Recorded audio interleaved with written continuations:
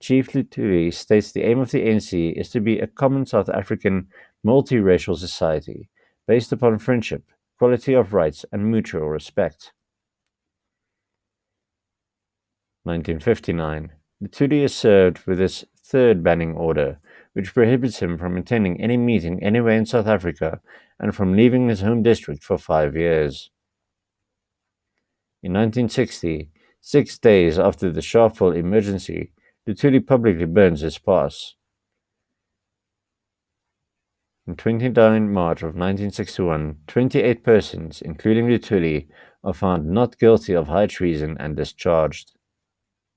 Of October 1961, Lutuli is informed that he has been awarded the Nobel Peace Prize for his fight against racial discrimination through nonviolent means. He is the first African to win the prize. In 1964, Lutuli is served another 5-year ban, confining him to his home in Grootville. On July 21, 1967, Lutuli is killed after being struck by a train.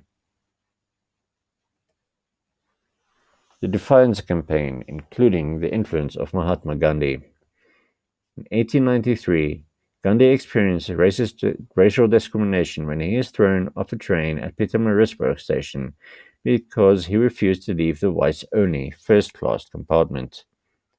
This incident sparked a passion for social equality. In 1952, the Defiance Campaign launched.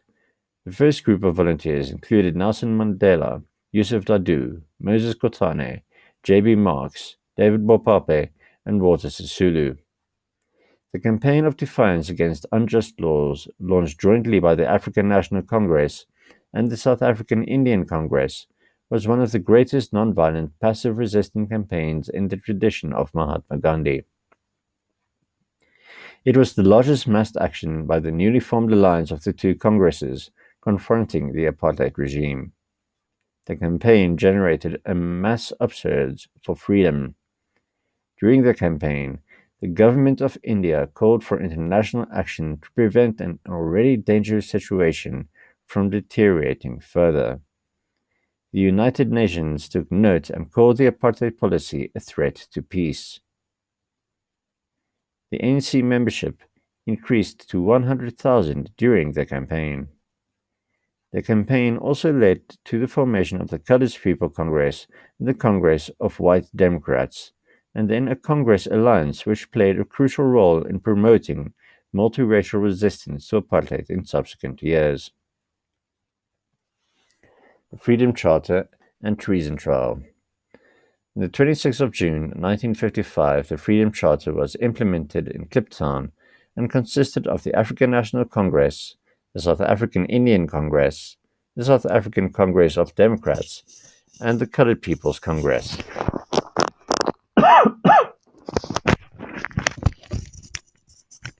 The Freedom Charter was the statement of core principles of the South African Congress Alliance. The adoption of the Freedom Charter called for a fundamental restructuring of all aspects of South African society.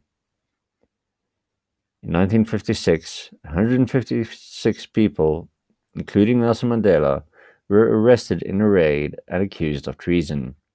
The treason trial was the main attack on the Freedom Charter. The treason trial lasted until 1961, when all of the defendants were found not guilty. During the trial, Oliver Tambo went into exile, and some of the defendants were later convicted in the Rivonia trial in 1964.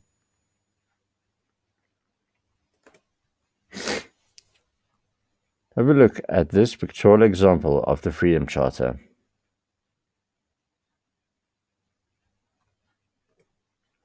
Gillian Goy was born on the 25th of September 1911. In 1952, she joined the ANC's Women's League and was the first woman elected to the Executive Committee of the African National Congress.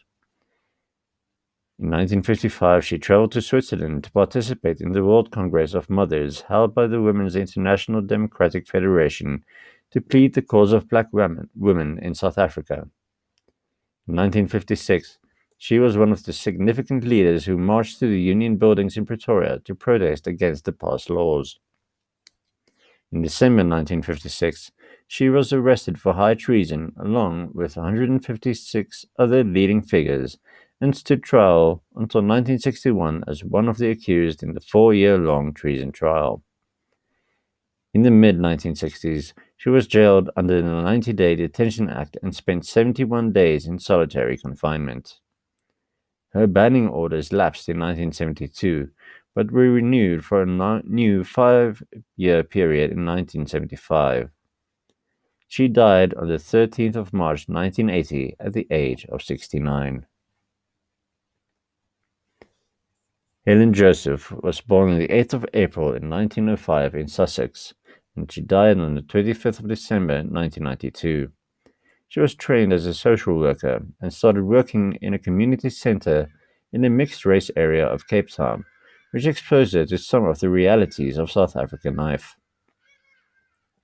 Helen was a founding member of the ANC's white ally, the Congress of Democrats, and National Secretary of the Federation of South African Women in the 1950s. In 1955, she was one of the leaders who read out the clauses of the Freedom Charter at the Congress of the People. She and Gillian Goy spearheaded the Women's March of 20,000 women to Pretoria's Union Buildings the 9th of August 1956 to protest the pass laws. Helen was accused in the treason trial of 1956.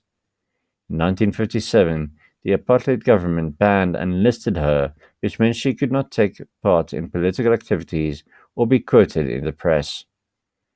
In 1962, she became the first South African to be placed under house arrest, being restricted to a home in Norwood, Johannesburg, with the security policeman moving in next door.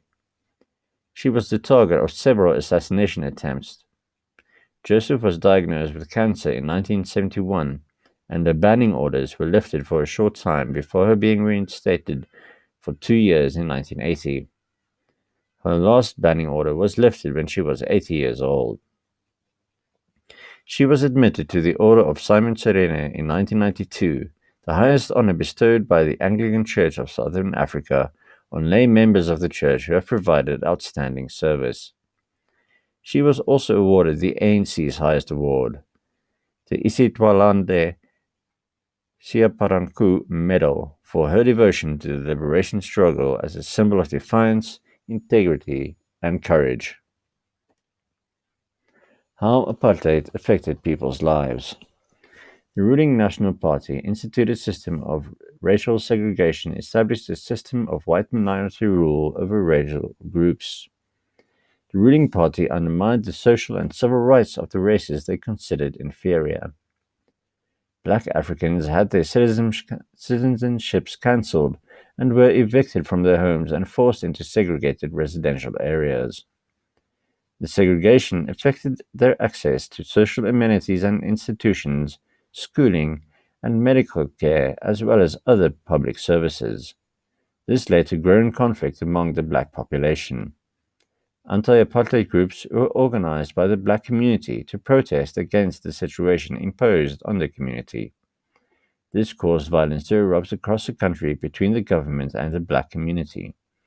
Internal pressure by the anti-apartheid groups and international embargoes forced the government to reconsider its position and agree to an end to segregation.